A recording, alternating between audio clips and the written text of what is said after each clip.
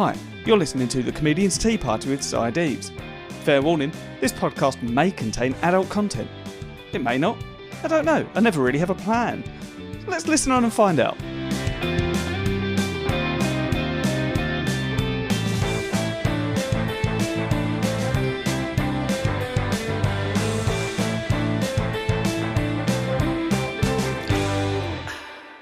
Hello, tea fans, non-tea fans, comedy fans, and all the above, and everyone else. How are you? Welcome back. This episode, I have got for you a wonderful chat with the absolutely incredible and infinitely interesting Matt Green. He is an incredible comedian. If you haven't seen him, you really need to go and check him out. Check him out, especially where he's putting out loads and loads of content on YouTube. There'll be links for that towards the end. They'll also be on the podcast description.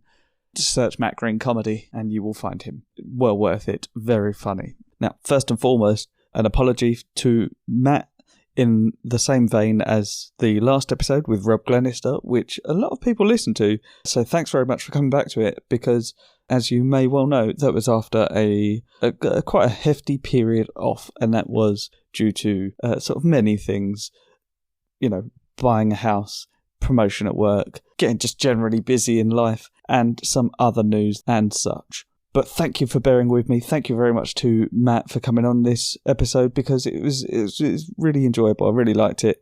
And he was in Garth Marenghi's Dark Place, which is one of my favourite shows of all time, it's very niche. But if you like it, you like it. You know, the people that like it, you love it. So if you don't know it and you think you like weird comedy, go and see it, because it is absolutely hilarious. I think it's still available on 4OD.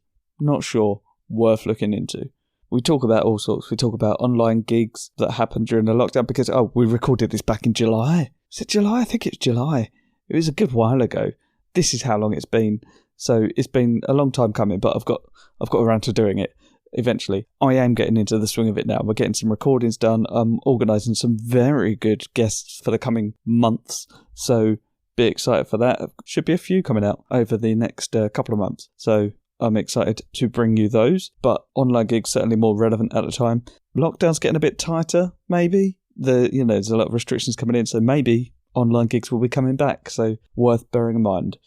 I now have a very good camera, and Matt Green's always had a good one. So lovely stuff. He suggested I buy the one that I've got. So it's thanks to him I will look so good at the online gigs that you'll be watching. We have quite an interesting chat. I think it's interesting anyway. Certainly if you are of a similar sort of awkward sort of personality as myself and Matt Green. Because we talk about learning to be dominant in gigs as a, if you will, beta male. Because it's certainly possible. It's certainly possible to own those people whilst placing yourself below some of them. Not below though, because, obviously we're better. We know that. You know that. But it's an interesting game. But if you are of that mindset, then maybe it'll help you.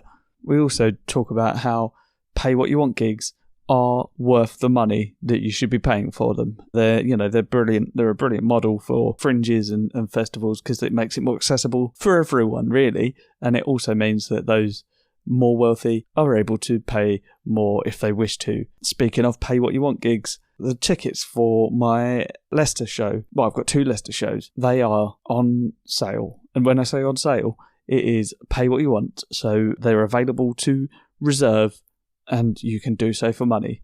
And if you want to reserve them now, you can turn up in Leicester, and I will have a card machine. I've just got one of those, got a card machine, and I will have a hat that you can put some money in. So have no fear. Just come and see the show. It's coming together really well, and I'm excited to bring it to you. So that is going to be on the 17th and 18th of February. Check the dates. It's comedy-festival.co.uk, I think, or something like that. Find my Linktree. That's the new thing. Linktree.com. Well, linktr.ee/Si Deaves. Or just go to sideaves.com. It's on there. We also talk about the Oatly Barista oat milk, and I suggested I was going to get in touch with them and they're going to send me some stuff, and I did that, and they are. So I'll be trying that soon. It's quite a long episode, so I'm not going to keep going with this intro for too long. I just want to say thanks for coming back and listening. Please go and buy tickets for my Leicester show. Enjoy the show. It's a good one. See you at the end. Hello. How are you doing? All right. Yeah. How are you? Yeah, good. Thanks, man. And so, do you record this? Do you use it visually as well as audio? No, just audio. No, just the audio. Okay, cool. Yeah. Any attempt that I've made to dress up nicely is just for you. Good to know. So just taking my tea bag out. I don't normally have normal tea on this, but I've got some English breakfast sent to me from a company called Good and Proper Tea, and I thought I'd give it a go. So I've not tried it yet. I've tried a few of their other ones, which are very good. But yeah, I'll let you know how it is when I try that. It's currently too warm. Yes. Yeah, I've just poured my tea as well, so I'm waiting for it to cool down a bit. Yeah. What have you got? Well, as it's a tea podcast, and I've gone quite boring these days. I've gone into sort of decaf teas and things. Oh, okay. But I thought, as it's I'd push the boat out, and I actually about maybe 3 years ago, I decided to get one of those. Well, no, my wife bought me one of these infusers. Oh yeah, for like loose leaf tea. So partly because it was fun, and partly because it's sort of slightly environmental thing of not wanting to use tea bags too much and stuff. So I went on and bought a few different teas, and I bought a sort of slightly crazy one, which I quite like, but it's one that you can't really drink a lot. Do you know what I mean? Like you have it once or twice, but it's called the Whittard's Covent Garden Blend. Ooh, I wonder if I've got that. There's a friend of mine bought me a load of Whittard tea for Christmas, and I've got a few different ones in there. So what it is, it turns out, is basically tea with flowers in it. Yeah, and it's actually really nice. It's quite sort of aromatic, and it's got that sort of slightly sweet, slightly aromatic-y smell, and it tastes really nice. But I've been sort of experimenting with it. I think it works better without milk, so I'm going to have it without milk. Oh, okay. What's in it? What are the ingredients? It's basically black tea, and then it's inspired. It says inspired by the sights and scents of Covent Garden Market. It's basically got marigold, safflower, and cornflower petals. Oh, and it smells a bit like sort of peach and apricot. It's got that sort of slightly fruity smell. Oh, nice. And it's really nice, but it is a bit like the equivalent of it's like the tea equivalent of like fruit beer, right? Okay. Something like Fruli or something, where you have one of them, or a peach. But I don't remember having a peach beer a few years ago, where I was like, "Oh, this is amazing! I love this." And then you have two, and you're like, "This is too much." Yeah. It's too sweet, and it's kind of a bit weird. But like, just one is really nice. So I'll have one cup of this, and then probably not have it again for a month. Yeah, that sounds good. Matthew Crosby had one that he got from a shop down the road from him, but he didn't have an infuser, so he just put the loose leaves directly into his cup and kept choking on it. Yeah, that'll happen. Yeah. But that's, if you don't have you need either a infuser or one of those little things that stops that you can sort of pour through. Yes. Like, I'm trying to think what the filter thing. Yeah. It's like a little sieve, isn't it? Yeah. Oh, it's probably just called a sieve, actually. Tea sieve. It makes sense. Yeah, I've got a loose leaf teapot, which is quite nice. Oh yeah. I used to have one of those, but I think I got rid of it eventually because I just wasn't using it. Yeah. Well, I wasn't using it much until my wife bought me a loose leaf advent calendar. Oh wow. So like every day you opened it up and there's new loose leaf tea in there. It's very good. You know you're an adult when you're getting tea in an advent calendar. Yeah, I was a big fan of that actually. It was it's the sort of thing. I mean, I still had a chocolate one. It was fine, but I certainly had more interest in trying a new tea every day than the same chocolate that I've had for the last 36 years of my life. Indeed. I mean, I probably didn't have chocolate when I was a baby, but you get the gist. So, how have you been? I've been all right, actually. Yeah, I've been fine. I think we're now into week 2 or 3 of total unlocking, and I've been doing a few gigs here and there, and still doing some online gigs as well, and been basically quite busy the last 2 or 3 weeks, which has been a nice that's good. Change of pace. It's been up and down during lockdown and stuff, but it's I've found stuff to do and found stuff to keep busy. But the last couple of weeks has actually been genuinely properly busy, which has been a bit of a treat. Yeah, that's good. I mean, how were you through the pandemic? I try not to talk about it too much, but it comes up. It's been the last year and a half of our lives, hasn't it? I mean, you can't really get away from it. Yeah, I would think I was all right. I think maybe like a lot of people, the first month or so, I just sort of found it all a bit mad and a bit kind of, but also kind of exciting in a way. And that's sort of like, this is an incredible experience that none of us were ever expecting to have to go through. And we're living through history. And the feeling of like we're all in it together and doing Zoom calls with all of our friends together and seeing family on Zoom, people, talking to people I haven't seen for ages. Yeah. Because suddenly there's a kind of reason to get in touch, and then going on these sort of walks that, you're only allowed to go out for half an hour a day. So you have to go out for at least half an hour a day and all that kind of stuff. And I found myself doing a lot of, again, all the cliche stuff. I did a lot of cooking, a lot of reading. I found myself, like, I had a whole pile of books that I just built up over the years that I hadn't read, and just sort of worked my way through a lot of that. And it was just quite nice feeling like I didn't have anything. I didn't have to do anything because there wasn't anything to do. Like, there were no gigs, there were no online gigs, there was nothing. Yeah. All the gigs got cancelled. All my acting work that I had in the diary got cancelled. All my writing stuff felt kind of irrelevant because there wasn't anything happening.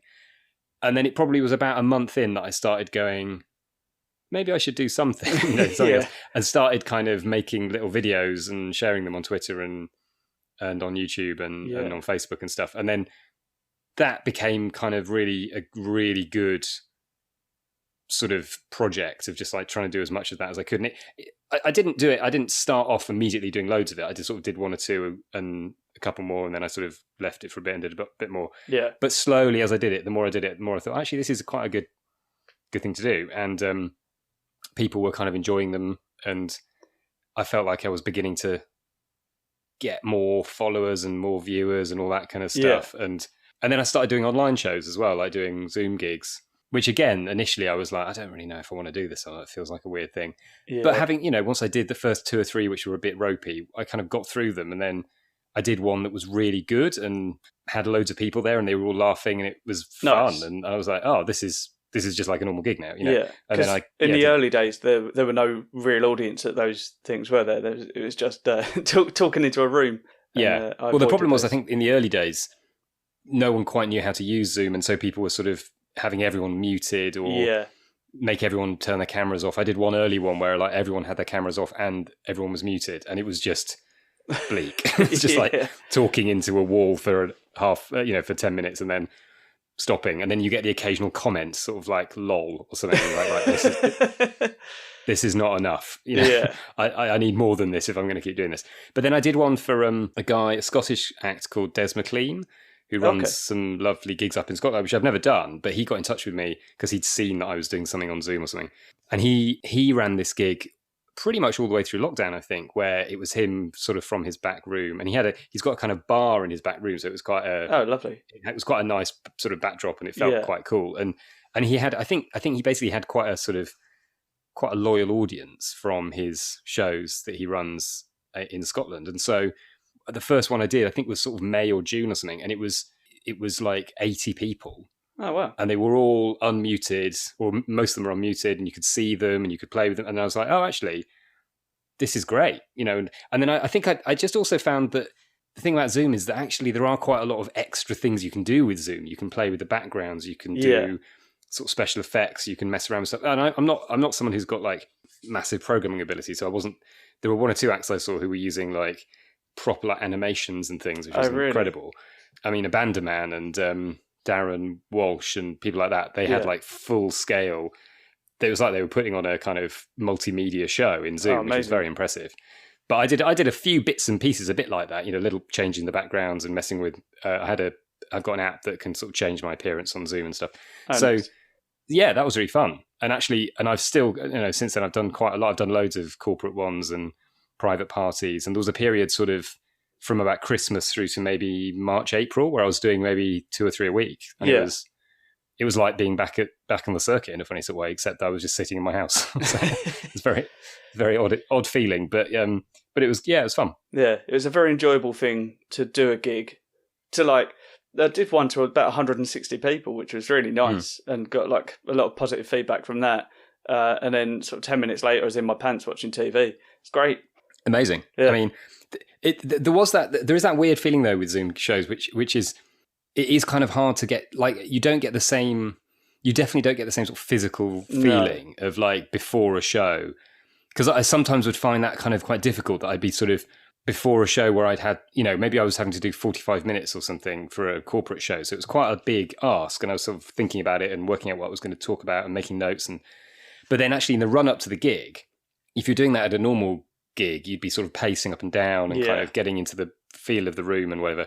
But when you're just in your house, it's quite a tricky sort of, to get any sort of adrenaline going is really difficult. And you end up sort of sitting in front of and you sort of go, and then like they're all sort of looking at you, and it's like, right, okay, I've got to start now. I've got to be on form, and that's quite a weird transition. Yeah, to be like you're in your kitchen, and then you're suddenly in a verticals gig, and it has been funny going back to real gigs recently and thinking, oh no, this is different. Yeah, and and better. Yeah, yeah, better. I mean, it is a lot, getting a laugh from a real gig is a much more satisfying sort of feeling, and much more sort of physically, like you feel it and all that kind of stuff. But I still do have a soft spot for Zoom gigs. Like I still think that they are an interesting form, and I'll still keep doing them occasionally, I think. So we've met like a couple of times, but like in passing. I'm not sure if you'd particularly remember me. We did a comedy circ together once, I think. Okay. I was trying to think, I knew that we had met, but I was trying to think which gig it was at, or whether, I can't remember. Yeah, because we definitely gigged together then. I think it's a comedy circ, one of those. Remind me where they are. I know the name. I'm trying to think where. That was around, I can't remember what it's called. It's like Shoreditchy sort of area. Okay. And I think they ran in a couple of different places, but they were generally terrible. I did one once, and Steve Bennett was there. And that's always the kiss of death. The rest of the audience were comedians. So it's like, why are you here? What are you doing? It's just gone down to just enjoy some comedy. And there's some questionable things happening that night. So was that one where it was in sort of a basement of a tapas bar or something? Yeah. Or am I thinking of it? That sounds right. And it was quite small and quite... I'm trying to think where it was, yeah. I've got an image. I know which gig I'm thinking of, but I can't remember if you were at that one. But that was, I had a period, maybe, I feel like that might have been like 4 years ago, maybe 4 or 5 years ago. It was around 4 or 5 years. Yeah, because I went through a period of going, I feel like I don't know any of the like open mic gigs anymore. Like I'm only doing sort of paid gigs at weekends and midweek shows out of London and stuff. Yeah. And I was sort of feeling like I'd sort of lost touch with what that was going on in the open mic circuit, and I also felt like I needed to do. I had like a whole bunch of new material that I wanted to try out, and I couldn't do it just at new material nights. I wanted to sort of find some other places. So I had a period of kind of going back to sort of the open mic world for a bit, and just trying to find nice gigs to play and do new material at. And that did not last long. No, I have to say, because I did it for about 2 weeks and was like, I remember why these gigs, because like when you do them when you're new, they're the only gigs you can get, so that's what you can do. But when you go back to them, you're like, it's a little bit like going back to this is going to sound patronising, but I mean it in a specific way. It's a bit like going back to sort of primary school when you're a bit older, and you're like, everything's a bit smaller, and you sort of forget that the chairs are smaller and the desks are smaller and all that kind of thing, because they were your size at the time. And it feels like that with open mic gigs, that when you go back, you're like, hang on, there's only 7 people here. And the microphone doesn't work and the lighting's terrible. And you go, but that's what these gigs are like. And that's, you sort of build up from there. That's what if you go back to them to try stuff out, doesn't really work, No. Yeah, no, it's an interesting sort of thing. I'm quite fortunate because I live in Southend, and a friend of mine runs, it is an open mic gig, but it's really nice. And he gets sort of quite a loyal audience, and they're generally, not always, but generally comedy savvy. And it's good.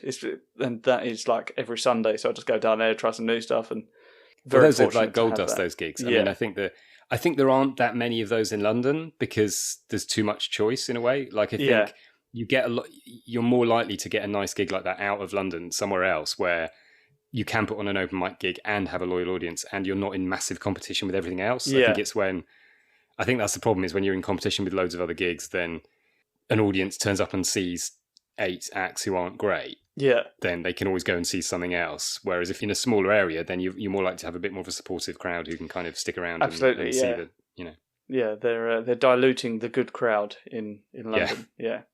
There's a few in Brighton that are all right, but sort of the more paid work I get, the further away towns get as well.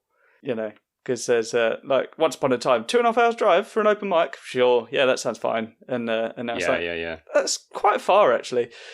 Yeah. Which, you know. Oh, that is I mean, I think that's just what happens over the course of any stand-up's kind of career. Yeah. That as because now, I've got to the point now where I think particularly after the lockdown as well, that I feel like I'm not that bothered. I don't really want to drive halfway across the country now to do a gig unless I know it's a good one, you know, whereas I think there would have been a time a few years ago where I'd been like, yeah, sure, I'll go to, north of Birmingham just on the off chance it's okay. Whereas now it's like, I need to know it's going to be worth doing for me to do that, you know? Yeah. Although having said that, I went to Leicester about 2 weeks ago to do a preview because I'm doing the Camden Fringe in a couple of weeks. Oh, okay. And because of obviously the year we've had, there's been no chance to do sort of long form previews anywhere. Yeah. And someone had booked this gig in Leicester, and I was like, oh, great. And I was booked with another act who's done a bit of telly and stuff. So I thought, oh, this will be good. And turned up, and there was no one there. And I think it was the first week of the sort of semi-lockdown where they'd it was before everything had been released. So you were allowed to go to gigs, but I think it was still, people weren't quite sure and stuff. And I think basically just they hadn't worked out, you know, how to get people to come to it yet. Yeah. And that was a bit bleak. But ironically, or sort of nice, or sort of fortunately, I was on the train on the way home and sort of tweeting about this, just going, oh, it's a bit of a shame that this gig didn't happen. And then I had a bunch of people on Twitter going, well, why don't you do an online show, an online preview, which I hadn't really thought about. I just, because, you know, it felt like sort of two different things. I saw your status about that, yeah. Yeah, but then I did it, and I got quite a lot of people to come to it, and people bought tickets, and so I ended up doing a really fun online show. I'm doing another one next week. So it's lovely. So it's sort of, it has reminded me that, oh yeah, we're in a new world now. You know, that in the old days, pre-lockdown, you'd go to Leicester, you know, it happened to be a lot. You'd go somewhere like Leicester, no one would turn up, or maybe 10 people would turn up, and you'd do a sort of not very satisfactory show, come back and think, well, that was a bit of a waste of time. But I don't know what else to do, because you're reliant on promoters booking you, and reliant on, unless you want to set your own gig up, and then that's a whole other faff. But nowadays you can just put an online show on. Yeah. And Mark Simmons has been doing that, because he used to run a gig in Canterbury. Like, I don't think it's every Sunday, but like he'd go and do a preview on like sort of the odd Sunday at a venue in Canterbury. And he had quite a sort of loyal following that come down and watch him, like see how his shows were developing all the time.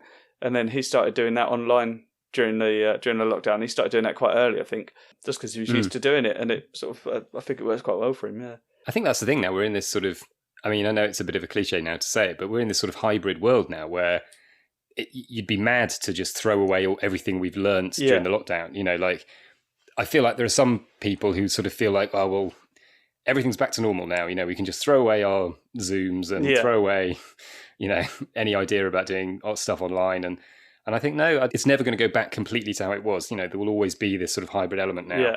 And there will always be a sense of, well, hang on, if you can't get an audience in person, because that's the thing, because for someone like me, I've always felt like, you know, I've got a number of followers online, and, you know, people who like what I do, who follow me on Twitter and stuff. And over lockdown, that's increased a lot, because I've done a lot more videos and stuff than I ever have before. Yeah.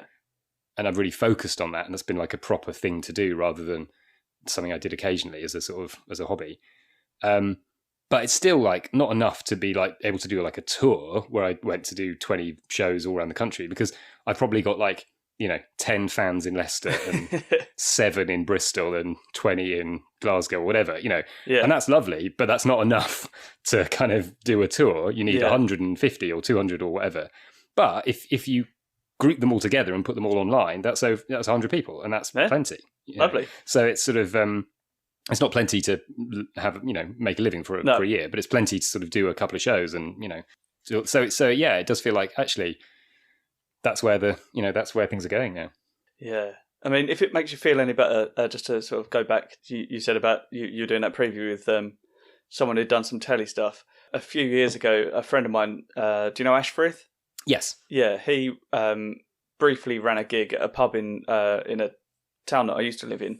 It's quite a small town, but like he got a sort of a moderately regular crowd in there. Quite Essex. Have you gigged much in Essex?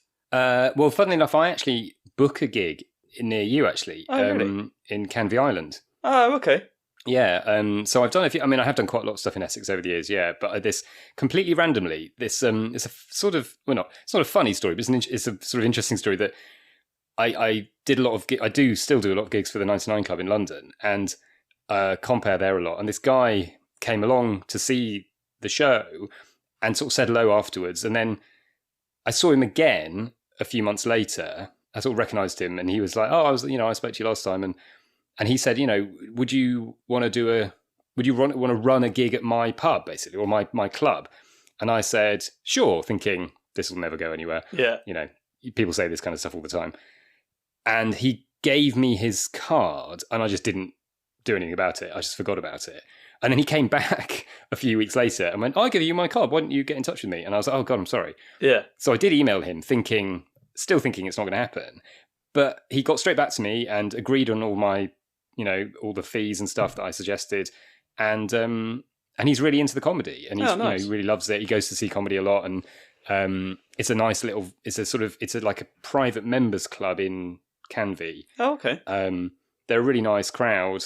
And so we've been running that. Now, I sort of ran it for about 6 months before the pandemic. Yeah. And then obviously cancelled it. And then we did one in that brief window where you were allowed to do gigs. And then we did one in June when it was sort of halfway.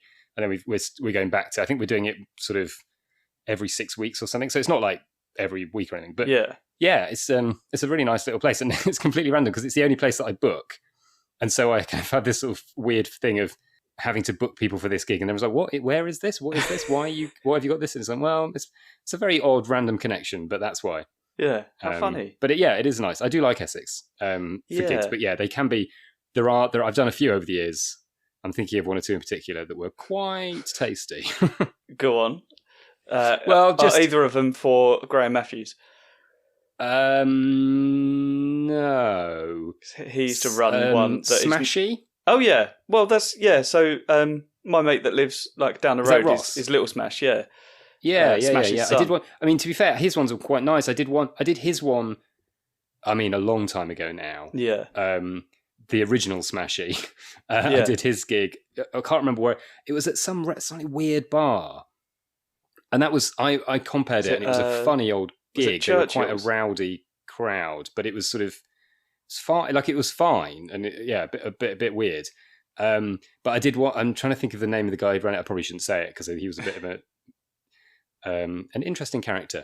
But he ran a number of gigs in Essex, and they were tricky because they were often sort of in the back of a venue, and the venue wasn't really very well sort of separated between just random punters and people who wanted to see the comedy and all that sort of stuff. Was it? Which is always the sorry. Was it? No, I'm trying to think of the name, but I can't remember. Anyway. He was someone who basically had a bit of a reputation for being quite tricky, and I think he just ended up not paying people and all this kind of stuff. So it was all a bit. He sort of stopped doing it after a while.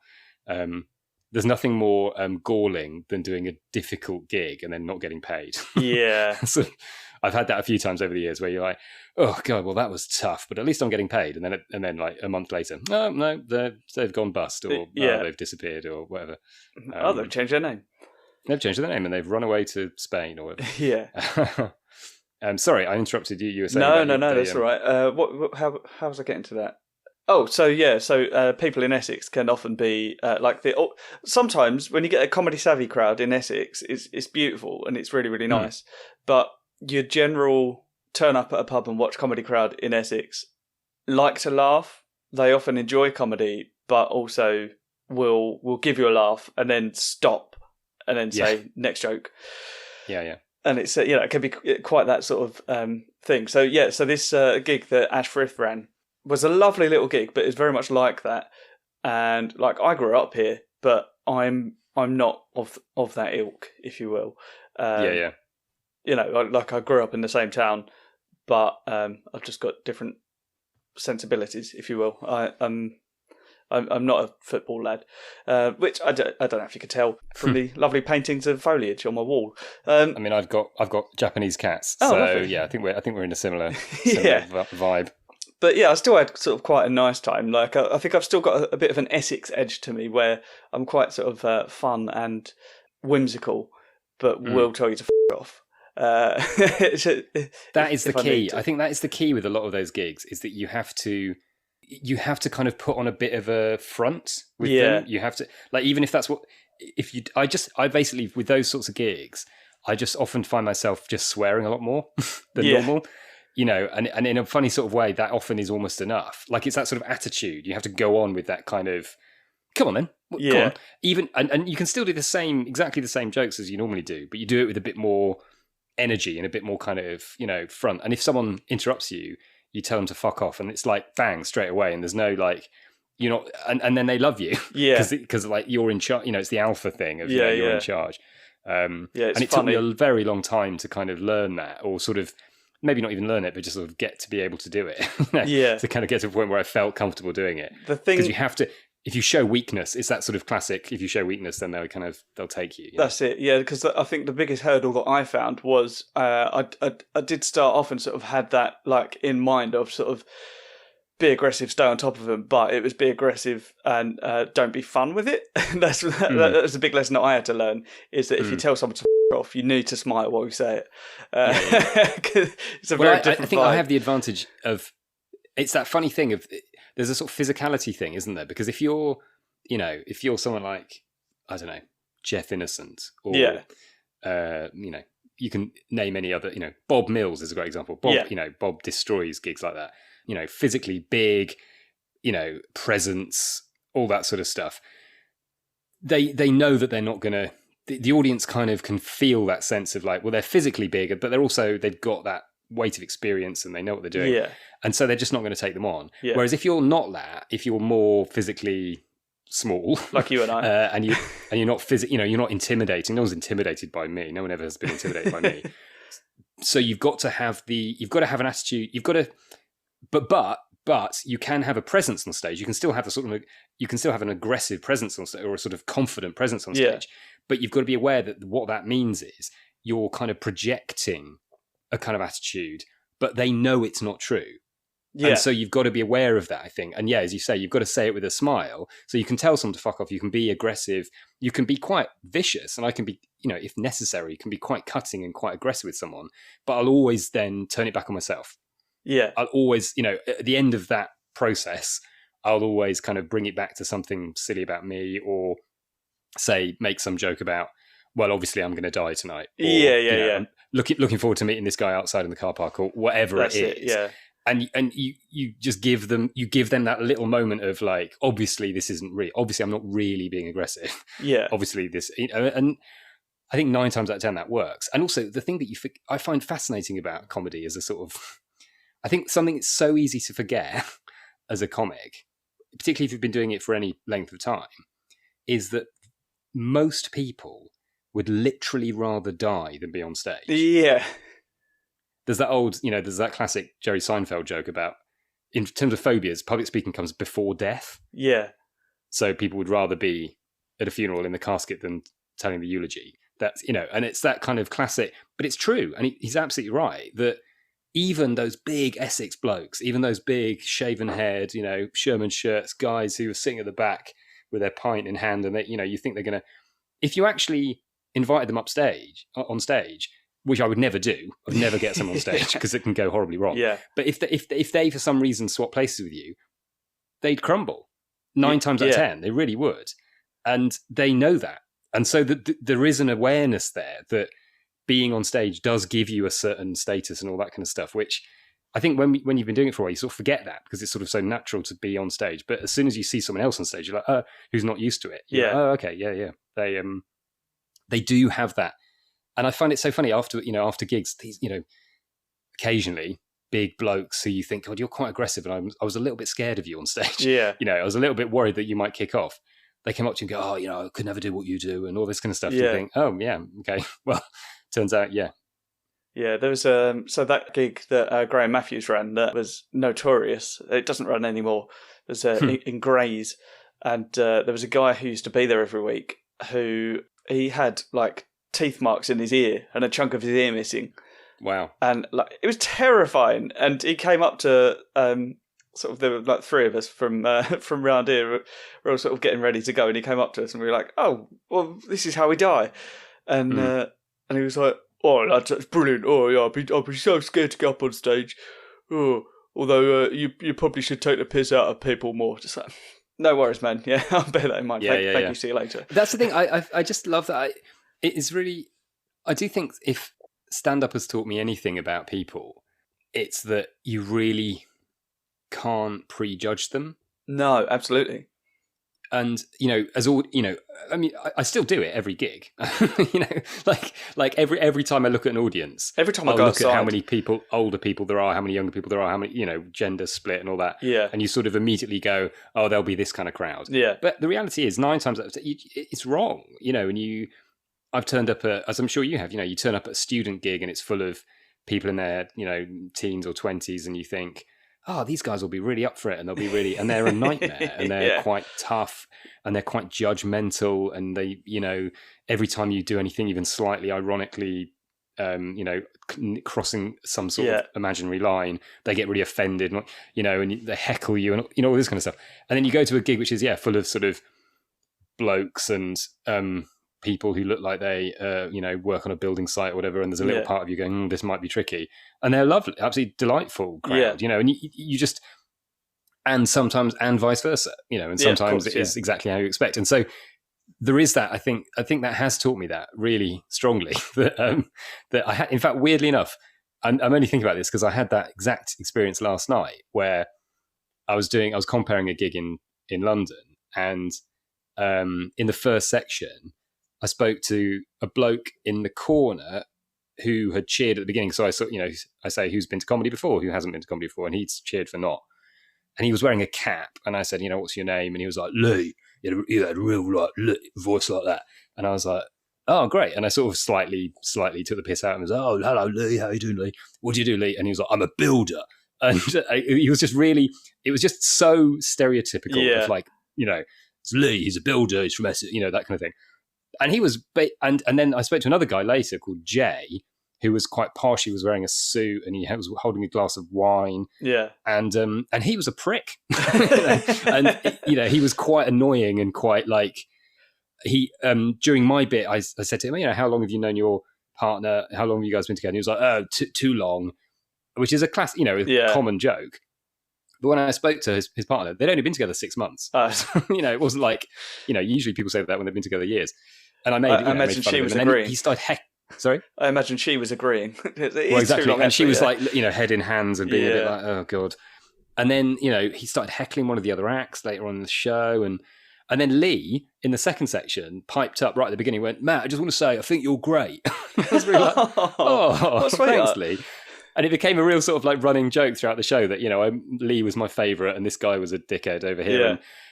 But I thought, if you'd put them next to each other before I started the show and said, right, Lee's a builder from Essex, wearing a cap, he's never been to comedy before, and this Jay, I didn't find out what he did, but I got the feeling that he was probably worked in finance or, that kind of thing. Who do you think will be more trouble? I'd have probably gone, I don't know, maybe Lee, I don't know. But actually, Lee was lovely and it came up to me at the end. It was, I thought that was great. Well done. You're really funny. And he was really, really lovely. And the other guy was just a bit horrible. Yeah. And so that's the thing. It does teach you that you just cannot predict. Yeah. It's funny. Oh, that's what I was going to say about Ashford Club. Sorry, I feel like this is the never-ending anecdote. I'm going to keep interrupting. Right. It'll end. It's like a Billy Connolly routine. At the end, you'll be like, and then the thing. Oh, sorry, we ran out of time. Sorry. So let's get to the end of this Ashford thing. Yeah. I feel like it's been built up now. So it was the night that he was doing there was at the pub was sort of, it was building and building. It was getting better, and then he was running some previews there, and there was one night that was Angela Barnes and Ian Smith. So an incredible night. Acts, yeah. And I was the only person that turned up to watch. So they were previews are a nightmare like that. Yeah. I mean, I think in normal times previews are hard to sell, and particularly at the moment they're even harder to sell. Yeah. It is a funny one with that kind of stuff. Yeah, I've got one on Sunday, which is the first preview of the new show, and I've sold 3 tickets. But then the person that sold the most amount of tickets, I think, sold about 12. So it's not much. But I'm told that it's it's at Faversham Fringe, and I'm told that it's the kind of place where people will just turn up on the day. So cool, yeah. I'm up for that. Even then, I did a beautiful show to 2 people in Edinburgh once. So I did my I mean, we've all done shows to handfuls of people in Edinburgh. It's that's a rite of passage, I think. Yeah. The most memorable show to a small audience I can ever remember doing was almost exactly, when was it? Almost exactly 9 years ago, because it was during the 2012 Olympics. Oh, okay. 9 years? Have I done the sums right? That's correct. Yeah. Yeah. God, that feels a long time ago now. I wasn't in Edinburgh because I took the year off because I thought the Olympics would be a fun thing to be in London for. I was right. It was good. But there was a gig that ran sort of at the end of my road, so a little pub at the end of my road in North London. And I hadn't done it. And I actually can't remember who ran it now, but it was someone who sort of didn't run many gigs. Right. And he got in touch with me and said, this gig is on. Do you want to do it? And I said, sure. But it's during the Olympics. Is anyone going to actually want to come to see it? And he went, yeah, I'm sure. I said, okay, well, I'll drop you a message just before the gig starts. And if, assuming that anyone's there, I'll come along. And I was headlining in inverted commas. I was right at the end. And so I texted him, and it was the Sunday of like the 100 meters final. So, it was the last Sunday of the Olympic, 100 meters, Usain Bolt, all that stuff. Yeah. I texted, and it was a lovely sunny day, and I thought, there's just no way anyone's going to come to this gig. I texted him before and went, just, no worries, but I'm assuming no one's there. And he went, no, we've got an audience. And I went, oh, okay, all right, fine. Well, I'll pop down at the interval then, and I'll come and headline. So I turned up at the interval, and there were 4 people there. Amazing. And they were all, I think they were New Zealand or Australian, I can't remember. Maybe Australian, like backpackers who'd sort of turned up at this little pub, and it was in the basement of this little pub. Great. And I turned up and I was like, is this literally all we've got? And he was like, yeah, they're nice. They're a nice 4. In that way that promoters do. It's like, yeah, we've only got 4, but they're a nice 4. They are a nice 4. Yeah. And I was like, oh, okay. I mean, all right. And then I said, do you know what? I will do it, but I will only do it if we can watch the 100 meters final. Because I was due to go on stage whenever it was, like about 10 minutes before the 100 meters final was due to be. So I walked on stage at that point and said to the 4 of them, look, I'll be honest, normally 4 isn't really enough to do a show, but I'm happy to do it. But I want to watch the 100 meters final. So I'm going to stop when the 100 meters final is on, go upstairs, watch it on the big screens they've got upstairs. And if you want to carry on with the gig afterwards, I'll be happily come down and do the last 10 minutes.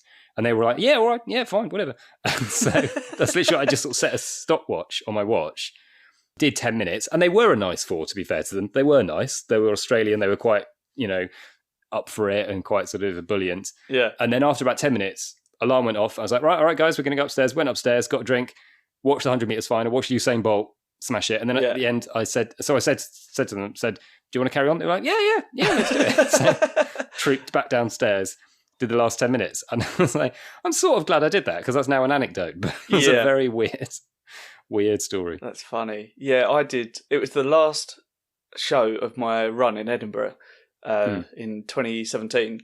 And there were like 2 people who turned up, and I said to them, just the 2 of you, like, do you want to call it quits, And they were like, no, we'll watch the show. And I was like, okay, sure. Like, they seemed nice.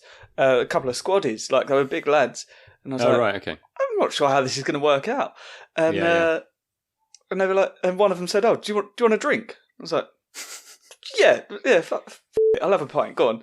So we went out to the bar, and like I just had a sort of chat with the other guy, and he came back in. They sat down, and I still use the microphone. I think that's important. Why. I've had gigs like that when there's only a few, and you think, and there's a part of you goes, should we just sit down? Should I just sit down and chat to you? And then 10 minutes in, you're like, this was a bad idea, because now it's like a weird conversation where they're not allowed to speak, and you have to use the mic, or at least stand on the stage or something. You've got to give some feeling of it being theatrical. You've got to show a level of presence, for sure. Yeah. So I had the mic and I had a stall, because I normally use the stall for at the time I had a little lunchbox that had a soundboard built into it and a little light in it, and it was a bit of a thing.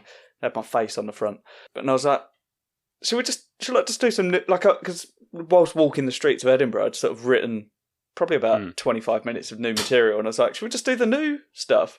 And they were like, oh yeah. And I said, well, I mean, I started with the start of the show, because obviously Yellow's quite strong, and I was like, it'll get us going. And they enjoyed it so much. I was like, oh, you can have the show, like you can have the whole thing. And I think that was like the second highest bucket that I got as well. Wow. Yeah, it's so funny. I think they gave me like 20 quid each. That's the thing about with those free shows. Yeah, that sometimes the harder gigs are the ones you get the best the best bucket from, because they can see that you've worked for it. Yeah, there's a feeling that and also they feel a bit bad for you, and that like, oh, he's really put himself through it for that, and yeah, we should probably give him a bit extra. Whereas the full Saturday gigs or something where you think, oh, there's like 100 people here, I'll get like loads of money. You get like effectively like 20p from each person or something. You think, oh, okay, well that has not worked. Yeah, that is exactly what it was as well, because the Saturday, the penultimate show, was a completely full room, and I got less on that day than I did from those two. I know, it's so. I mean, that's why the free model, I think. I mean, did one full length, full run of a free show, and it was, I enjoyed it in many ways, but I do find the model is quite frustrating for that reason, that it just doesn't. People take advantage of it in a way, and it's not like it should be pay what you want. I think it's better now that the further on that's gone, people are sort of more aware of the sort of it's pay what you want, not free. Yeah. And that free implies free, whereas pay what you want is clearer, that it's like you should give some money. Yeah. And now that there's all the sort of card readers and stuff, I feel like that's a bit better. It's much better. I was sort of the last year, I did it in 2016. I feel like that was the last year before card readers became really everywhere. Yeah. That was a few people had them, but not everyone, and no one was quite sure how to use them. And then that year, like, people sort of worked it out. And I think if I'd gone back after that, I'd been like, yeah, I'll definitely use card readers and stuff. Yeah. There's a lot of them as well that are now like reserve a ticket online for £5, which is nice because, Yeah, and that makes sense. And also, it should be, people have spent a lot of time and effort on these shows. Like, even if a fiver is you should spend a fiver on a show, whatever it is. Frankly, if it's an hour of your time, it should be worth a fiver. And I sort of feel like too many people. There is a sort of problem at the moment with comedy of people sort of, I think, just undervaluing it. And I'm sort of pleased that after lockdown, there's a bit more of a feeling of like, we've got to pay for this now because everyone's had a year of not much money, so we do have to spend a bit of money on it. And you've just got to have a bit of confidence of like, it's got to be worth a fiver. If it's not worth a fiver, why are you doing it? Yeah. And then it's up to them. And if they've made a bad choice, if they don't like it, it's like one pint, isn't it? Or a pint and a half, or, whatever it is, depending on the bar you go to. Like, what's the worst that can happen? Yeah, that's it. Yeah. Well, I'd certainly rather pay £5 for an evening of entertainment than buy another drink. Well, and also with the free shows, I think I found the free shows as a punter just a bit frustrating sometimes, because you sort of go, I'd really like to see that show, but because it's quite popular, in order to get to it, I'm going to have to start queuing an hour beforehand or something, which means I then can't see another show that I'd like to see. And so when I went up there as a punter a few times over the last couple of years before lockdown, obviously, when I wasn't doing a show in Edinburgh, I'd only be up for maybe 2 or 3 days, and I didn't really go and see any free shows unless they happened to be, something I was walking past and thought, I've got an hour now. But I would very rarely schedule them in because it was just too risky. Yeah, you'd turn up and miss it because it was too busy, or you couldn't get to another show, or whatever. So I think it's good that they've sort of introduced a sort of a bit of a booking system and stuff. Yeah, it is good because quite often in that situation, I'd have to just rely on going to see shows of people that I know, and I'd just send them a message and be like, "Can you make sure I get in, please?" Yeah. And it turns into sort of a weird sort of social convention, but yeah. Oh, speaking of shows, because I saw your show in Brighton in 2016, which was, and I can't remember exactly what it was called, but was it a love letter to Harvey Keitel? Is that what it was called? It was called Writing to Harvey Keitel. Yeah, that's right. Yeah. That was the show that was the show I did at the free festival that year. Oh, was it? Yeah. Because that was great. That's the only time I've seen you do a full show, but it was incredible. Thank you. I enjoyed that a lot because I think I was doing the show. I think I was on like 2 shows after you or something. Right, yeah. The Quadrant, wasn't it? Yes, yeah. I love that venue. It's a great venue to preview stuff in. Yeah, it's really cool. It's perfect, isn't it? It's dark and it's a separate room, and it's about the right size for a fringe show. It's perfect, maybe if you really cram people in, you can get sort of 60 or 70 in, but it feels fine with like 20. Yeah. I mean, even sometimes we had. Because I'd split an hour that year because someone got in I couldn't afford it, but the person that got in contact with me was a millionaire, and he said, "I want to put a show on, and I want to do it with you. Like, I'll pay for it." And okay, sure. And that was because I think that was the first time that I'd realised that I could quite comfortably do 40 minutes. Because previous to that, I think I'd only sort of done about 20, 25 maybe. And I thought that I'd put sort of some of it together. And then on the first night, it turned out that he only had 17 minutes. So I was like, well, I'll fill the rest of the time. I've got some more material to do. Yeah, it worked out quite well. So it was nice. But did you ever hear back from Harvey Keitel? That is a question that I wanted to ask. No, I didn't. I mean, it was a fun show.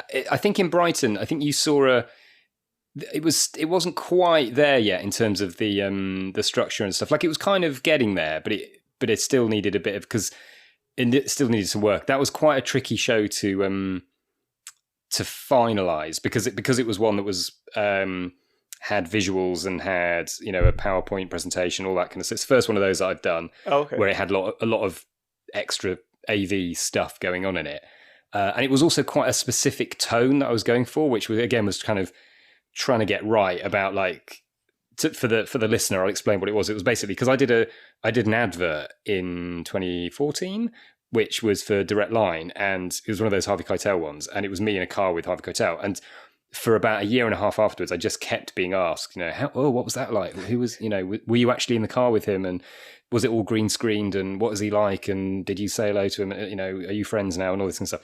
And it got to the point where I was like, I'm going to have to do a show about this, because it's sort of just this relentless kind of every time I saw somebody.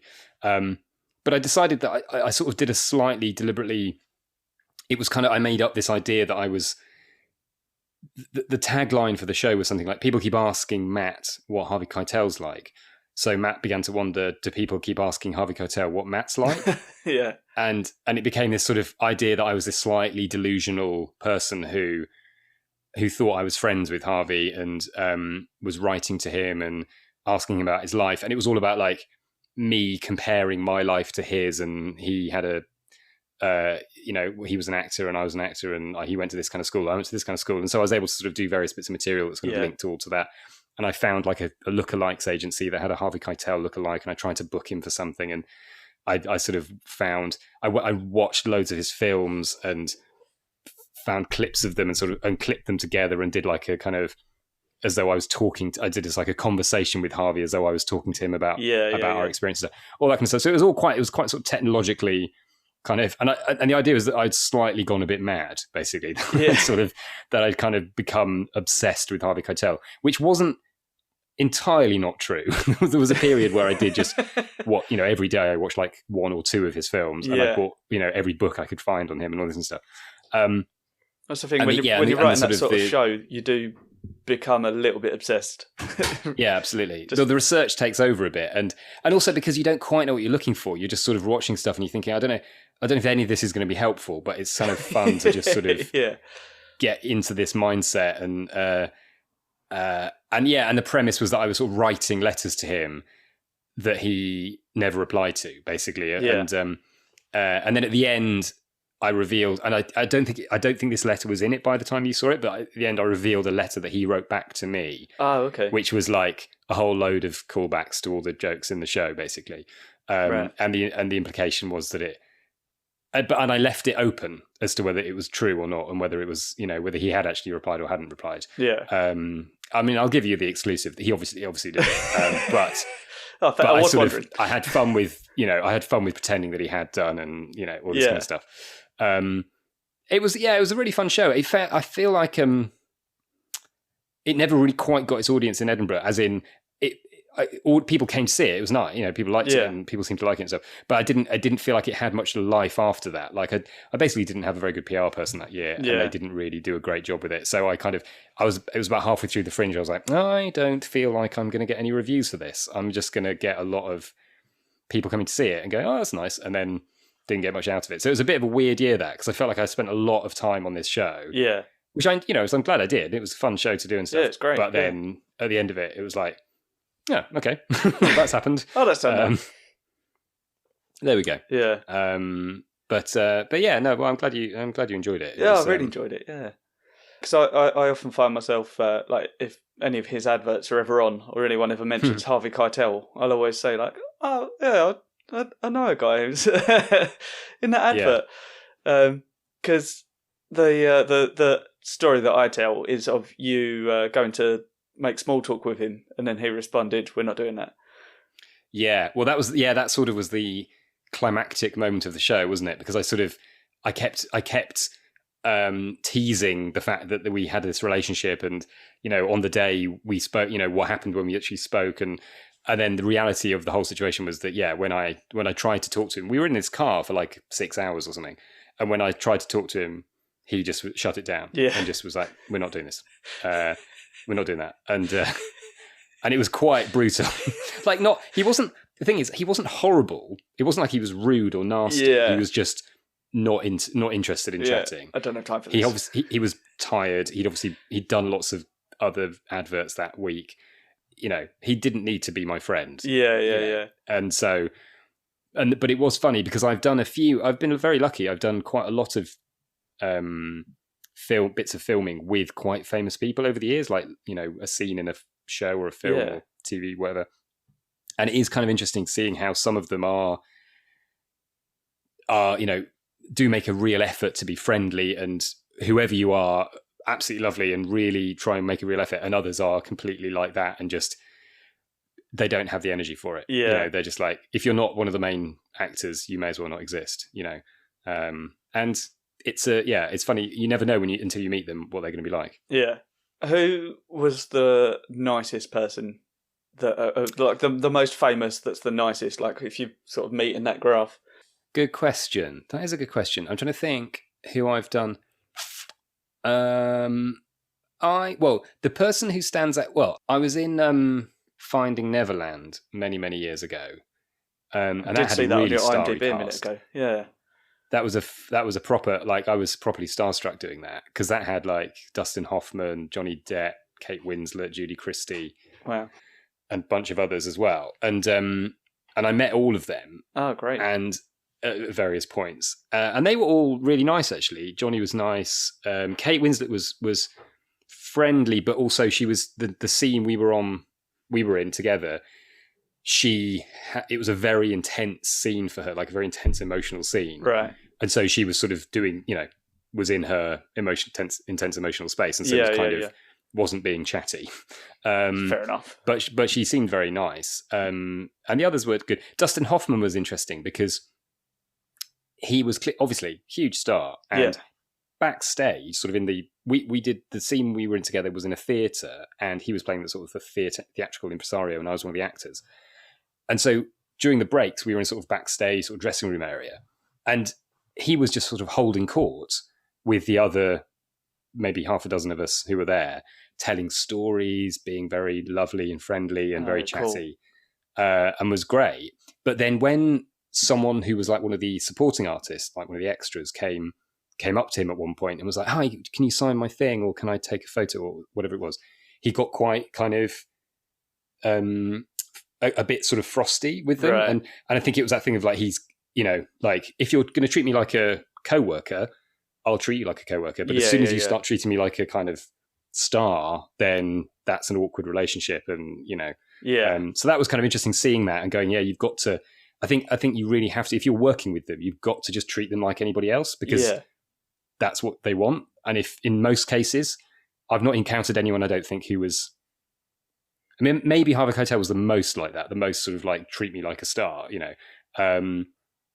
but even he wasn't being horrible. He was just like, just do the work and let's not chat, but I'll be honest, the nicest person I can think of more recently, I did a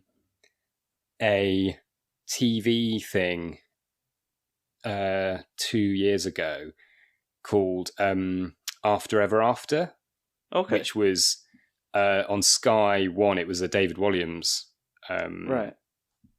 sort of children's fantasy thing about Cinderella. Was it Cinderella?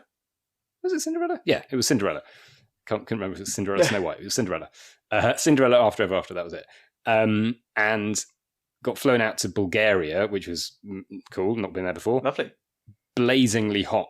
It was during the summer, so it was blazing hot. Nice. And that was a lovely cast. David Walliams was on it. The guys from The Pin, Ben and Alex, were on it. Oh, okay. And Ruth from Ruth Bratt, who does lots of improvisation, Camille Buchanan from the Birthday Girls. So people I sort of knew a bit from the comedy world. And then some other sort of quite big stars. Tom Courtenay was in it. But the person who was incredibly friendly was Celia Imrie. From, you've seen her in Victoria Wood stuff. Oh, okay. And she's done lots of comedy stuff. I've been a fan of hers forever. She was the sort of the posh one in Victoria Wood. I know. Yeah. Yes. And she was just delightful, was so lovely. But noticeably, sort of memorably, just really lovely on set and really friendly. And, as soon as we walked on set for the first time, she came over to all of us and sort of was like, hello, I'm Celia. Who are you? And, how nice. And was really, really nice. And then in the bar, and then like in the restaurant at the end of the day, we also went out for a meal at the end of the day. And she came and sat next to me and was like, so tell me what you do and who you are. And, tell me about, and, it just seemed to be really lovely. And I spoke to some of the others about her at one point and said, oh, is she always like this? And they were like, yeah, she's just really nice. So that was really nice. It's nice to meet someone like that where you go, oh yeah, you are as nice as I would hope you were. Yeah. Because occasionally it happens the other way around, and that's a bit sad. When you meet someone who's sort of on screen comes across as being lovely, and then you meet them in real life and you're like, oh, I feel like you might be a bit guarded. Who's the biggest arsehole you... No. Yeah, that's going to be... I'm not going to answer that one probably. That's fair enough. I'll be honest, I probably I don't think I've met any proper arseholes. I've just met a few people who are a bit... I think the thing that I've never been a fan of, and I've seen a few times, is people who throw their weight around on set. Right. And it's not normally... Like, I've not seen the worst version of that, which is, shouting and... Yeah. Storming off and your Christian Bales. And, I've never seen the Christian Bale kind of thing. I'm sure, I know that does happen, but that sort of thing, I've never seen that. But what I have seen a bit is stars making use of the fact that until they're on set, nothing can happen. Right. So, keeping people waiting. Yeah. Basically, they'll be in their trailer and then everyone's on set and everyone's there and all the extras are there and everything's ready to go. And there's like, can we get so-and-so to the set, please? And then there's like, oh, he's just waiting, sorry, he's just going to be another few minutes. And then it's like 10 minutes, 20 minutes. And, film sets run on every minute is money. Yeah. It's like, and then they sort of wander on set and they're like, right, so what are we doing? And you're like, right, okay, you should sort of know that, Yeah. And then they're like, oh, sorry, can I get some sides? I don't really know these lines. Sorry, can we just do a rehearsal? And that kind of, and you can feel the director. I've seen this happen a few times where the director's like, we've got to fucking do we've got to get this moving. Yeah. But because they're the star, no one can say that to them. Yeah. So what happens is their sort of lack of politeness or whatever, or lack of professionalism causes massive amounts of stress for everyone else around them. Yeah. And so if you're one of the other actors, you have less time because it's like, well, we've got to spend all this time on this person, so you better just be on it. You just better do your stuff and get on with it. And you're not going to have, if you fuck up, we're going to be really angry because we need you to just be on it. It reminds me of like, in stand-up terms, it's exactly like the opening act going on for way longer than they're meant to, and if the opening act goes on for 20, they do 20, and then they're meant to be doing 20 and they do half an hour, and they come off and go, oh, sorry, I didn't start my watch, and but it was going well, wasn't it? Everyone enjoyed it, and you're like, yeah, it was, but now you've sucked energy out of the room a bit, and that means that by the end of the show, we're going to be 10 minutes late, and that 10 minutes could be crucial. It could be the 10 minutes where the audience kind of turns and gets a bit tired and a bit pissed, and they're thinking about their last train or the babysitter. Yeah, exactly. And people start leaving, and it all.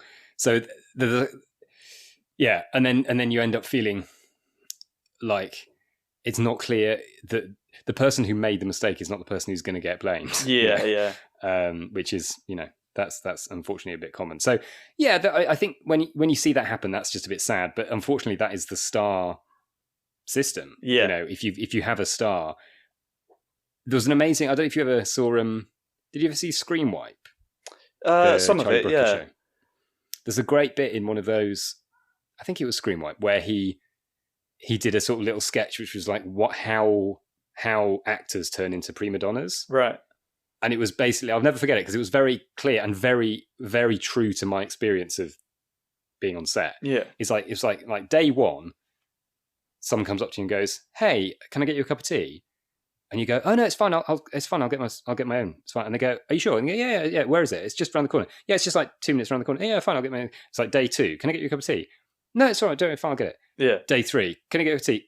Yeah. Oh God, actually, yeah. I haven't really got time to. Yeah, sure. If you could, that'd be amazing. Just like milk, no sugar. But don't worry. But no rush. Day 4. "Can I get you a cup of tea?" "Yeah, milk, no sugar." Day 5. "Can I get you a cup of tea?"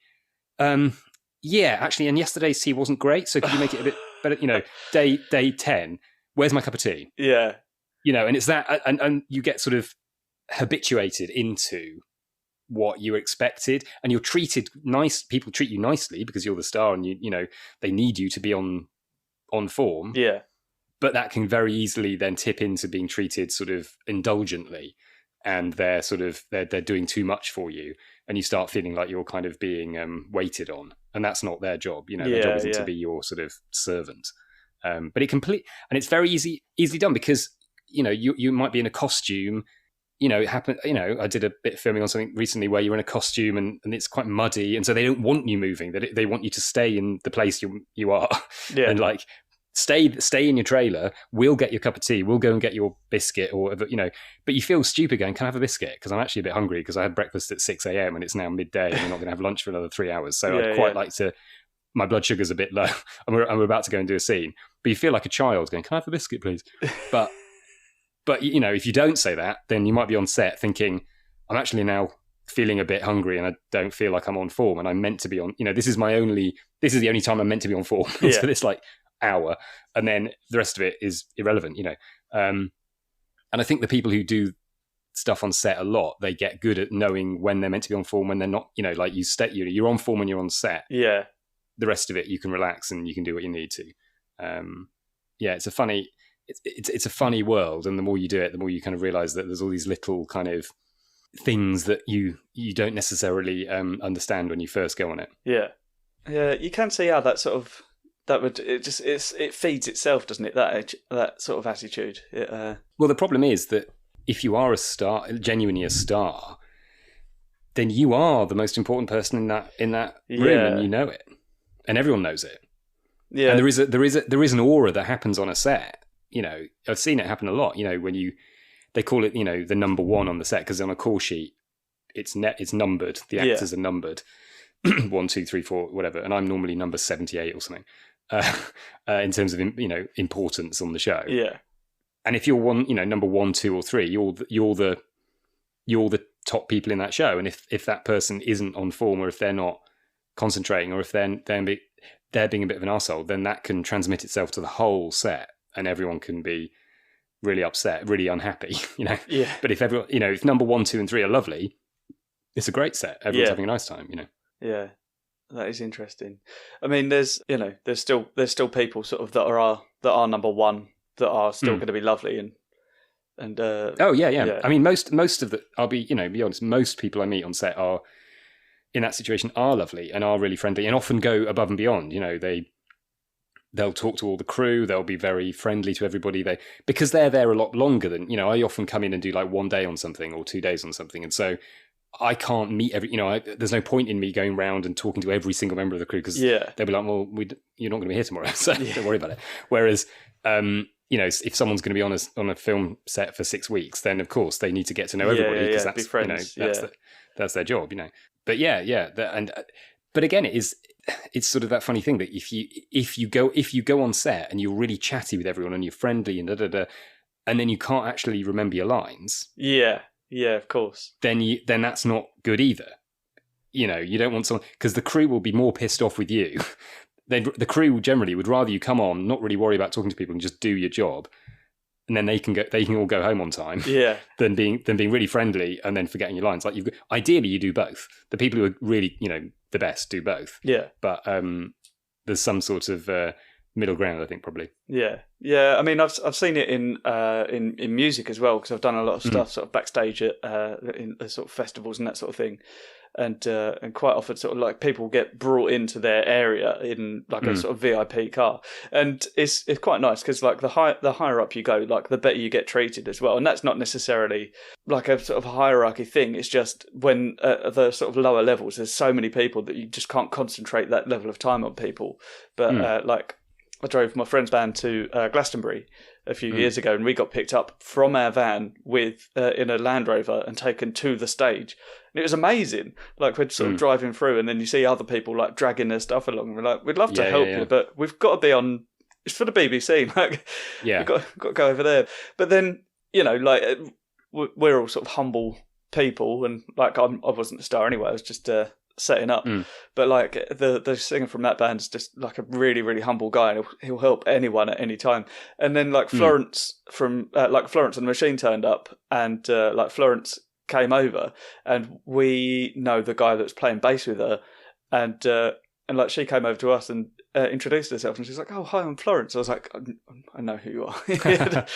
Yes, I do know that. Yes, yeah. That's always a weird moment, isn't it, when someone's quite fit? Like I remember that on the set of on Finding Neverland, that Johnny Depp came over and went, "Hi, I'm Johnny." I was like, "Yes, I'm aware. I'm aware. Yes." But that's nice. That's the thing. It's friendly. It's that's what you want. You don't want them to come over and be like, "You know who I am," because that's it's a weird sort of inhuman thing to do. Yeah, it's not. But it's funny because then you also see people who are on their way up, and there were people, you know, like half as famous as Florence, and they're coming in, they're getting shipped in their car, and then they're coming in sort of sunglasses on, like focusing, just like, I'm not going to talk to them. Yeah. Well, but don't you think so much of that comes from insecurity? Oh, probably, you know, and it mostly, I mean, my experience in general, and I'm massively generalising because there are definitely exceptions, is that in the world of comedy, I've been doing it long enough that I've seen people who've got massively famous from, you know, I saw them doing their first open spots, and they're now massive, and you know, and that kind of thing. And actually, almost always the real arseholes are sort of somewhere in the middle. Yeah, the people who are kind of on their way up, but they're not quite there yet. And they feel insecure about it, and if something goes wrong at a gig, they feel sort of like they're responsible, or if they turn up and they've been moved to open rather than headline, they feel like somehow their status has been damaged, or you know, they will argue about little things and get quite, you know, upset about stuff. Whereas people right at the top, they've got nothing to prove anymore. You know, they are again, as I say, there are some exceptions. There are some people who are still always uptight, and there are some people who are lovely all the way through. But there's definitely a few people I've seen who kind of, maybe as they've just been being able to kind of sell tickets for themselves and stuff, have suddenly become a bit tricky, have become a bit sort of guarded and a bit difficult. Yeah. But then actually, when they've made it through that period, they're back to being lovely again. Yeah, you know? Absolutely. And it's that sort of, I think it comes from fear, I think, and insecurity. Yeah. You know, nerves. Because I know some people that, you know, started a similar time to me, slightly before maybe, and they're now at the point where they are starting to sell their own tickets. They're getting some TV stuff, and but like I was doing the same open mics as them, and like we were sharing cars and all sorts, and really good friends. And I'm messaging them to come on this, and they're like, I haven't got time, or just not responding. Yeah, and just like, we used to talk all this. Like, I've helped you through hard times in your life, and yeah. And it is, and that just happens. And some people will get through it. Some people will come back in a couple of years' time and be sort of, will almost be like, oh, sorry about that. I was being a bit difficult then. And other people, they're just off. They're in their own world now. Yeah. It's because it's funny though, stand-up, isn't it? Because it's like, I always think it's a bit like school. You know, you have your school year. Yes, so it's exactly how old you are, whoever you started out with is sort of your year group. Yeah. And, you know, you'll always have a relationship with them. There'll always be a sort of connection there, even when they're all off doing other things. And some of them might give up stand-up. Some of them might go off and do other things in the media. You know, you'll sort of still occasionally meet up or see each other online or something and be like, oh, God, yeah, I remember doing that terrible gig in, you know, wherever with you. And there's always going to be that kind of connection, which is kind of nice. Yeah.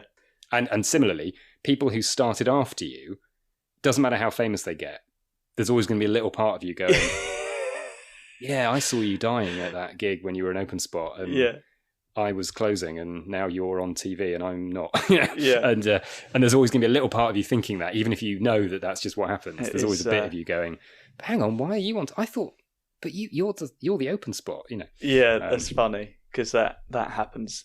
That happens a lot, and my wife calls me bitter regularly.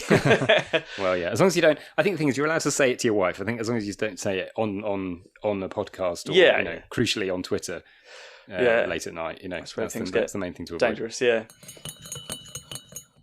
Right, I've got a couple of questions that I like to ask that are some of them tea-based, some of them not so much. Right, so what is, because you said you generally go for like a decaf tea these days, what would be your go-to tea? My go-to would be a decaf English breakfast Twinings, probably. Yeah, nice. Something like that. Or their Twinings, they've got quite a nice everyday blend, which I go for normally. Yeah. I also quite like a herbal tea. Yeah. I like a peppermint or a chamomile at the end of the day. Oh, lovely. Also, Twinings. And if I'm feeling fancy, a lapsang souchong. That's my if I'm feeling like I want to feel like I'm back at university. That was something I used to drink in a slightly pretentious way at university. Like I'd have like 3 or 4 different teas. I had a friend who had loads of teas. Like, you know, he properly went for the whole I'm tea guy. You know, I've got like 20 teas, and I'll invite a few friends round. We'll all drink tea together in that way that people do at university. So he got me into some slightly different tea, like oolong and lapsang souchong and things like that. And lapsang's the one that sort of stuck with me. I've still got some of that. I've never had any of that. It feels like the sort of thing that I should try. It's nice. It's quite sort of smoky. It's got a sort of again, it's a bit like the tea I just had. It's one that I would have every so often. You know, once every so often as a kind of treat. But yeah, it's not when you drink every day. Yeah. Nice. That one that I just had, the Good and Proper Tea, I should mention it, which, how do they describe it? This Kenya-based black tea blend combines the distinctive dark body for which African teas are so well known with rich malty Assam and the fragrant notes of Ceylon. The result is a robust, earthy cup, perfect with a dash of milk as a full-bodied breakfast brew. And, it's nice. That's my review. It's it's good. Yeah, it's. I can't remember what one it is they have in Starbucks. I think it's a Teavana, just a black tea. But that's really nice. That's a little bit fruity, and that is like a sort of a slightly mild version of that. So it's a bit more interesting than a like a Yorkshire brew, which is still quite it's very nice as just a standard tea. But so it's a bit fancier than that, but not quite as sort of floral as the Teavana one. But it's very nice, quite a mild flavour. I shall have another one later. Sounds good. I've also gone fully non-dairy now with my tea, so I go with like oat milk. Is that your go-to milk? Yeah, that's my go-to milk, and I'm a big fan. I think it works really well, particularly if you get the barista blend, where it's you can. I mean, that's better for coffee because you can then sort of foam it up and stuff, but it works really well for tea. Like all the other sort of non-dairy milks I've tried just don't really work in tea. They're rubbish. But if you get a good oat milk, I think it works. I just don't notice the difference anymore. Oh, cool. I'm gonna have to. I keep telling myself that I'm going to get into it, but I've not found one that really fills the gap in quite the same way. Well, the easiest one to get is that I think is good is the Oatly Barista blend. Okay. That's the one that I started trying, and it's really nice. And now I drink. There's a company called Minor Figures, and they're a sort of specialised sort of coffee and stuff brand. And I discovered during lockdown because I was trying to get all my stuff delivered, you know, rather than going to the shops too much. And they deliver milk, so we now have a sort of subscription every month that we get a bunch of milk. We got some today, which is what I was thinking. Like a hipster milkman. Oh yeah, exactly. And the good thing about oat milk, the great thing about it is you don't have to store it in a fridge. Yes. So you can get like a month's supply all at once. Because that was the thing at the beginning of lockdown. I was quite pleased that I wasn't drinking normal milk anymore because it was so annoying trying to go to the shops and all that kind of stuff. It was quite nice to be like, I'll just buy a month's worth of milk and not worry about it. That's a good idea. Yeah, nice. And that was, I'm going to write that down. In fact, I'll listen to it back and then I'll write it down. Do you dunk a biscuit? I'll dunk a biscuit. Yeah, sure. Yeah, what's your go-to biscuit? Good question. We don't really have biscuits in the house at the moment. I'm more of into sort of like I've been on a bit of a health kick during lockdown to try and stay healthy and all that stuff. So I've been more eating sort of fruit and cereal bars and nuts and stuff. But if in the olden days, I'm quite basic. I'd go for a digestive or a rich tea, something like that. Yeah, that would be my. I think if I'm dealing with something to dip in a tea, or if I was feeling fancy, maybe a Choco-Leibniz. Oh yeah, lovely. One of those, something like that. That you get a little bit of the chocolate goes in the tea, and you get a slightly sweeter tea. That's always a fun thing. Great. Have you ever drunk a cup of tea through a penguin? Not fully, no, but I've definitely dunked a penguin and then got half of it in the tea, which is an experience. Because I can't remember who it was. I think it may have been Jos Norris suggested that I I do that. And I was drinking a mint tea, and I had mint penguins in the fridge. So like, wow. I did that, and it is delightful because once you've drunk it, like you suck the tea through the penguin, and then just pop the penguin in your mouth, and the whole thing just melts. Amazing. Yeah, it's incredible. I fully recommend it. You got to bite each corner off of the penguin, obviously, otherwise you just nothing happens. No, yeah, just sucking a penguin like a maniac. That is pretty much the end of the tea-based questions. But there are a couple more questions that I also like to ask. Sure. And I'm intrigued by this one because so this question is, what is the worst way you've ever been introduced to stage? Because people get my surname wrong quite a lot. Like I get Davies and Deaves and that sort of thing. I once got introduced to stage, which was the worst way. Well, it wasn't, because there was I won't get into it. I've told the story before. But I once got introduced as Si Deaves, which is fortunate because that became the start of my first show. But that was very wrong. What's the worst way? Because you've got a simple name to get right. So I can't imagine anyone's ever got that wrong. Yeah, I have. No, people have got it wrong. I'll tell you, I've got, I think, 3 that I can think of. First one was when I was quite a new act. I remember, and I was doing open spots. I was doing an open spot at Jongleurs, which was a notoriously tricky gig. And the compere was not a friend of mine and not someone I knew. And at the time, my opening set, and I was only doing 5 minutes probably even. I'm not even sure I was doing 10. I think it might have been just a 5. Very much the opening bit of my set was all about how young I looked at the time. Still look fairly young, but at the time I was very young looking. And I had a whole bit of material about that and what it was like to be young looking and how that made me feel and how other people reacted to me, all that kind of stuff. It was all pretty standard, but it worked pretty well and I was quite pleased with it. And he went on and said something like, all right, this young lad, he's starting out, he's very new, he's very young, so don't worry about what he looks like. He isn't as young as he looks. And just basically... it wasn't like he did my material, but he just wrecked the material. It just meant that I couldn't do it.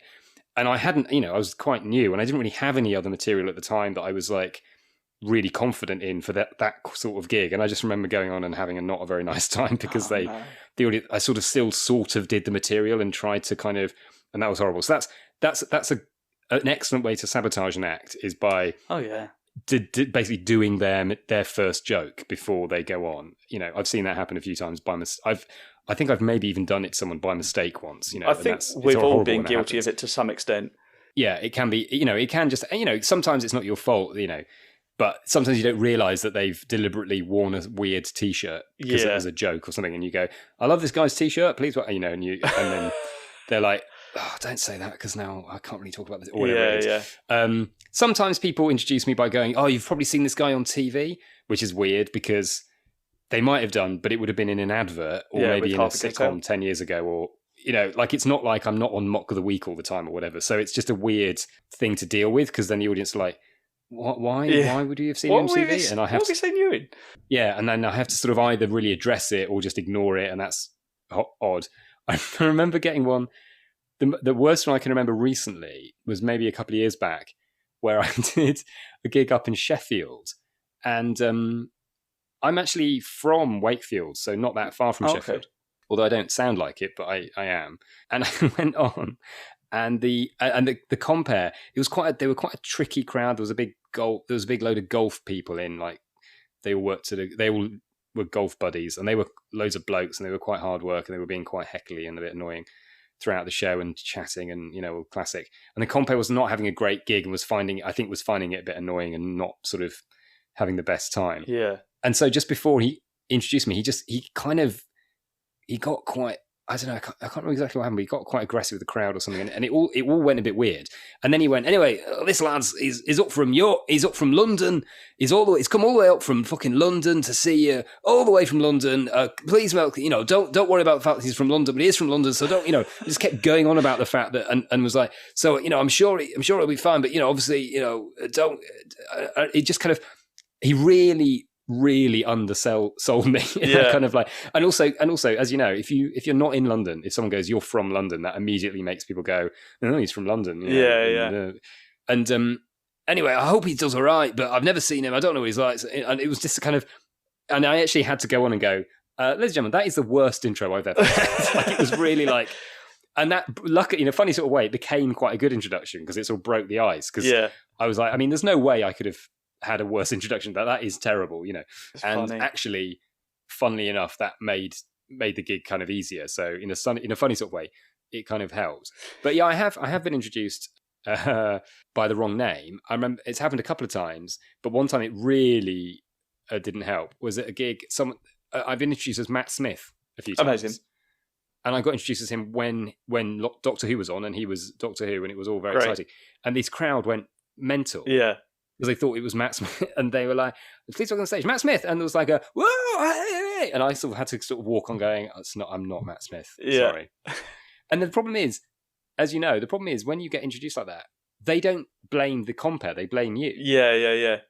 The audience sort of blame you for not being who's been introduced, you know, even though that was never going to happen. Yeah. And sort of, it was I remember that being weird. That reminds me of the worst intro I've ever seen of an act in this sort of way. I mean, I've seen loads of terrible intros over the years. Those intros where they're like, keep the applause going just as the applause dies down. Yeah. Is always the worst one. All that kind of thing. But the worst one I can remember was I did a gig quite a long time ago at a really big venue at the Hackney Empire, because I was in the final of the Hackney Empire New Act of the Year Awards, all those, long time ago, 2005, I think it was maybe. And I got to the final. I actually came second, which was quite exciting. Nice. And the people who came 1, 2, 3, 4 were invited back to do a sort of showcase. Right. Plus, there were a couple of other acts on as like a professional compere and a professional opener and a closer, and we were sort of in the middle.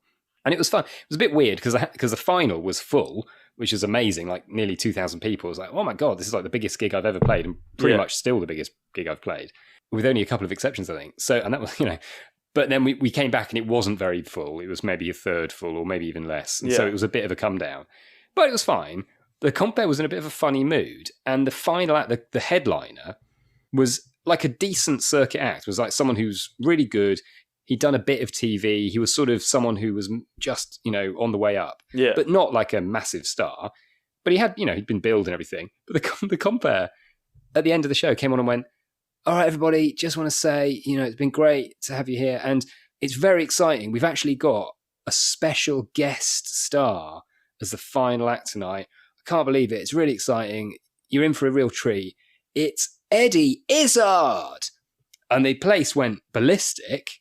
Yeah. And then she went, I'm only joking. It's not. That's a joke. It's this guy. And I felt so sorry for the headline because he had to come on and was like, what was that? Yeah. Like, there was no like joke. There was no like clever twist to it. She just introduced someone who wasn't there. You know. All you can do is come on and say sorry. Oh God. Yeah, I'm not Eddie. I never was Eddie Izzard. Oh, no. And like he was never booked, so I don't know why. It wasn't like, you know, we've all had those gigs where the headliner hasn't turned up or there's been a booking problem or whatever, you know, and those are nightmares in different ways. But this was just a joke. Yeah. It was just like a mad joke. Just like, this person isn't on. Yeah. You know that person that you want to see? Not them. Not them. Yeah. Not them. Oh, so, no. That was really funny. I remember seeing that from backstage thinking, wow. I mean, and to be fair to the closer, he did very well because he was very good. Yeah. But it was like, there was definitely a minute or two at the beginning where I was like, this could turn. That's funny. I mean, it's horrendous, but that is funny. Speaking of you being introduced as having people seeing you on TV, and this is something that I always forget until I see you in it, which I rewatch often because I love the show, and then I forgot that you were in it until I just read it on IMDb, is Garth Marenghi's Dark Place. Oh, yeah. Yeah, because that's quite a small part, right? If I remember rightly, you were a shocked chef? Is that right? I was a chef, yeah. And I'm one of the Scotchmen as well. Yeah, nice. From the Mist. Scotch Mist, yes. Yeah, lovely. Yes, indeed. Yeah. That was a great thing to be involved in. I was friends with Rich Daiwadi at university, and cool. I knew Matt Holness a bit through him and stuff. So when they started doing the show, like if a lot of the people in that show were sort of friends or people they knew from the circuit and stuff, it was quite a lot of mates and stuff because it was a funny show. You know, people didn't really know quite how it was going to be, and I think they really wanted people who sort of understood the idea of it being a sort of like a deliberately bad show, like deliberately bad acting and all that. It's quite a hard thing to explain to people. So I think they deliberately used a lot of kind of comedy people who they knew and could sort of get it. It's almost like a parody of a spoof of a spoof. Yeah, and the thing is, I loved their live shows because I saw their live shows in Edinburgh and afterwards, and they were just amazing. Both of their shows were so good, so clever, and really funny and silly, and exactly the kind of show I loved doing at the time. The kind of play with show within a show, and characters who sort of came out of character and sort of looked at the audience, and I think that sort of very clowny, very aware of breaking the fourth wall and being very aware of the audience thing. I think Garth Marenghi with Dark Place found a way of doing that I don't think anyone else really has found since. Like, because of the very clever frame of this is an old shit show that was made deliberately. That was made by Garth Marenghi and edited by Garth Marenghi and directed by his, mate Dean Lerner.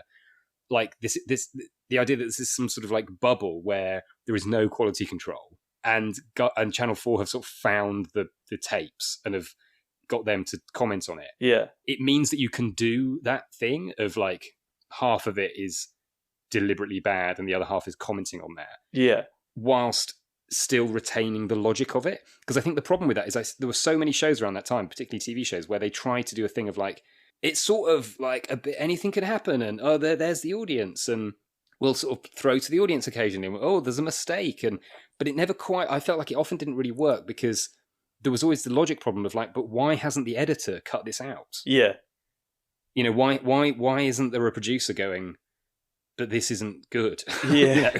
Like, as soon as you put something on TV, there's an expectation of quality and there's an expectation of this, you've done it right. And if you do it wrong, just do it again. Because that's the whole thing about theatre, of course. Anything on stage, the joy of it is it's happening in front of you. Yeah, so if something goes, wrong, in inverted commas, then, that that's happening right now and they can't change it, And that's why those sort of shows like The Play That Goes Wrong and things like that are so fun, because there's a sort of game of like, what's going to happen next? Yeah. How are they going to deal with it?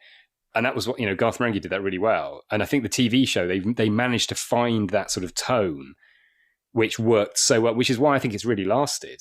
Yeah. That you can still watch it. It's sort of weirdly kind of, it's in some ways it's so dated, it's not dated. Yeah. It's future proof.